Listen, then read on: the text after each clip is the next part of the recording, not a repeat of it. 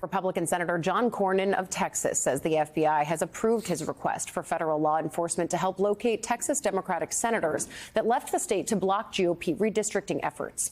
An administration official told NBC News earlier this week that there were no plans to use federal agents to arrest lawmakers that had left Texas. The official said Governor Greg Abbott, quote, can handle his own state. A federal law enforcement official familiar with the situation told NBC News that as of yesterday morning, FBI agents had not taken any actions to try to locate those lawmakers. Meanwhile, in Florida, they're the latest state to consider redistricting efforts. The state House Speaker said yesterday that he's creating a select committee to look into redrawing congressional districts there. Republicans in Missouri, Indiana, and Ohio are also discussing ways to create new red seats ahead of next year's midterm elections. As for Democrats, Governor Gavin Newsom of California has said he'll push for new maps if redistricting passes in Texas. And here in New York, Governor Kathy Hochul's promising to explore every option to redraw her state's maps. If we don't fight for our democracy, we're doomed to lose it. That's how high the stakes are right now. And New York State, our normal redistricting, the next election would occur in 2032. I'm going to do whatever I can to literally change the Constitution of New York State to allow us to have an election with the lines that we draw. If this is how they're going to play the game, we're going to fight fire with fire. I didn't want to take on this fight. I've always followed the rules. Democrats always follow the rules. But when they're willing to do this to subvert our democracy, shame on us if we don't stand up. Joining us now, MSNBC analyst, Carlos, I almost made you a lawyer, former Republican Congressman Carlos Curbelo of Florida, also with us, former Democratic Congressman Max Rose of New York. It's a perfect panel given the states that we're talking about. And of course, no one knows Congress better than the people who have served in it. So thank you for being with us. I guess let's start in Florida, Carlos, because as I was looking before the show, Punchbowl News is reporting that if you look at the states that are potentially going to redistrict, Florida, Missouri, Indiana, even South Carolina, Ralph Norman, who's running for governor there, is urging his state to redistrict. That would only net one seat, but still significant. It could be as many as a dozen new red seats ahead of a midterm that typically tilts against Republicans because they're the party in power. What does this say about, frankly, how nervous they are? Well, that's right. This is the midterm election, second term of President Trump, typically very tough for the incumbent party, right? So Republicans are looking to offset that disadvantage as much as possible. Now, at the end of the day, this is all a race to the bottom. That's why you have Republican representatives in states like this one, Mike Lawler, saying this is a bad idea. This is going to be bad for our democracy. And think about how bad it would be for a state like New York. Having Republicans in Congress was critical for New York to get tax relief just a few weeks ago.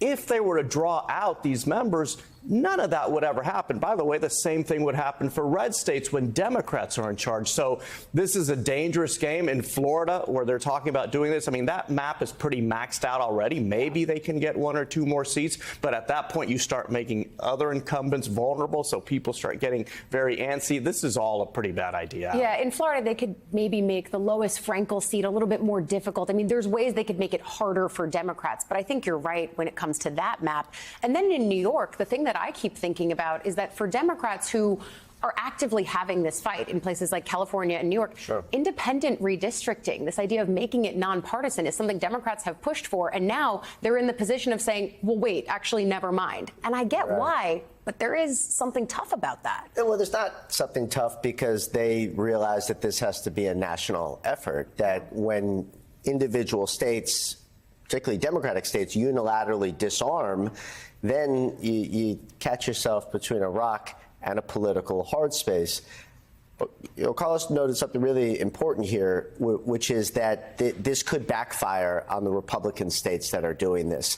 In order to take Texas, in order for them to, quote unquote, expand the map, they have to make more seats slightly competitive. So R+5s, R+6s, for instance. To put in perspective, I won an R+8 during a midterm kind of swing year. So you could find Republicans actually losing more seats as a result of this, particularly considering Donald Trump's massively sliding poll numbers. Right. If there's a big blue wave, it could intensify the strength of that wave. So, yes, it's a double-edged sword as well. It's dangerous in many ways. I think that's a really excellent point, because you look at a lot of these places and you're right. You've got to be slightly more competitive, even if you're coloring them in a light shade of red. red, as we like to do on our maps here, to be predictive. I think that's really critical. If it's a wave of +10, you're still wiping out a whole bunch of seats. I do think the other piece of this that contributes to sliding poll numbers, shifting fortunes for Republicans, is the way that the Epstein scandal is still very much in the forefront, especially in Congress, where you've got the Oversight Committee issuing these subpoenas, notably not to Alex Acosta, but to many other people that will continue to tell the story. What do you think the conversation is between Comer, for example, the head of the Oversight Committee, and Speaker Mike Johnson right now, who is really, talk about a rock in a political hard place, hard up right now because he's pushed for transparency, and Trump is saying, I really want to stop talking about this. Yeah, they're trying to thread the needle because this is all about the base, and they're worried about the base not being enthused for the next election. That's why they subpoena the Clintons. They want to signal to the base, while we're sideways with President Trump right now because he's saying stop talking about this, we're actually going after the left. But in reality, these hardline House Republicans, by the way, it's kind of interesting to watch for the first time. It's usually the swing district members who are facing the heat. In this case, Ali, it's the hardcore conservatives that are facing the heat from the base. They're trying to thread the needle and say, how can we give our base what they want, the transparency they're demanding, while not getting sideways with the president? Very complicated act to pull off. The base is demanding because the president told them they should demand it. And other members of the administration, including Marjorie they fan Taylor. these flames. Yes, That's right. Including Marjorie Taylor Greene, who is saying in a phone interview this week, meaning she actively wanted to talk about this, that she's sort of a canary in the coal mine among MAGA on Epstein.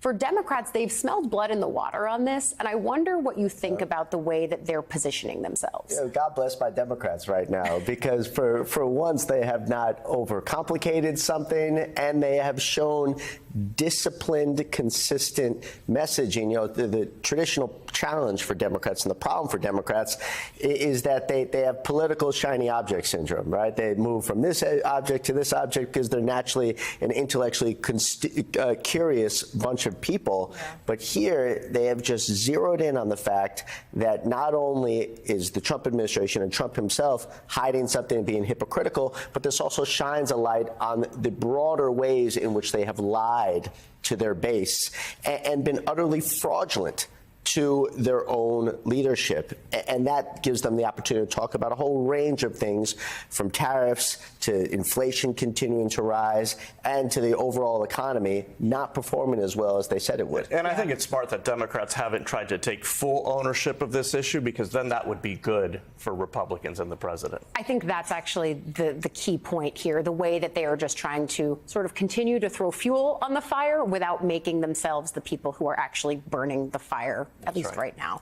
It's going to be interesting to see the way that this stays alive. And I actually think that Congress and the way that they've tackled it almost ensures that it will, despite how much the White House wishes that wasn't the case. Former Congressman Carlos Curbelo and Max Rose, thank you both for trading the halls of the Hill for New York with me. I really appreciate it.